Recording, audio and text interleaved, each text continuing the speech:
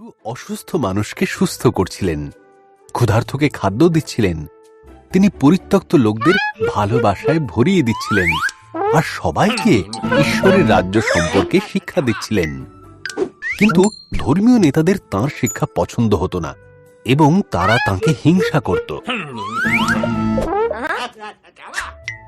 যিশুকে তারা এত হিংসা করতে লাগলো যে তাঁকে হত্যার ষড়যন্ত্র পর্যন্ত করা হলো। যিশুকে তাদের হাতে তুলে দেবার জন্য তারা যিশুর শিষ্য জিহুদাকে 30টি রৌপ্য মুদ্রা দিল। যিশু আর তাঁর শিষ্যরা নিস্তার পর্ব পালন করতে একসাথে খেতে বসেছেন। সবাই যখন খাচ্ছিল, যিশু খুবই দুঃখ করে বললেন, তোমাদের মধ্যেই কেউ আমার সাথে বিশ্বাসঘাতকতা করবে। তা শুনে সবাই অবাক হয়ে বলল, সে ব্যক্তি আমি নই প্রভু। যিশু বললেন, এটাই সত্য।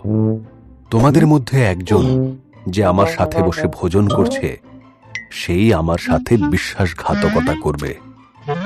জিহুদা বলল, আমি নই প্রভু।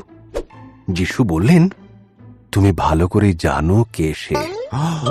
যাও, তাড়াতাড়ি সেটা করো। জিহুদা সে কথা শুনে বাইরে বেরিয়ে গেল। যিশু রুটিটা হাতে নিয়ে ঈশ্বরকে ধন্যবাদ দিলেন। রুটিটা ছিঁড়ে তাঁর শিষ্যদের হাতে দিয়ে বললেন, তোমরা যখনই এইভাবে খাবে, তখনই আমাকে স্মরণ করবে। এটি আমারই শরীর, যা তোমাদের উদ্দেশ্যে দান করা।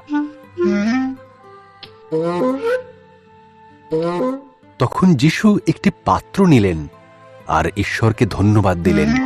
তিনি বললেন, সবাই এই পাত্র থেকে পান করো। এ আমার রক্ত, যা ঝরানো হলো পাপের ক্ষমার জন্য।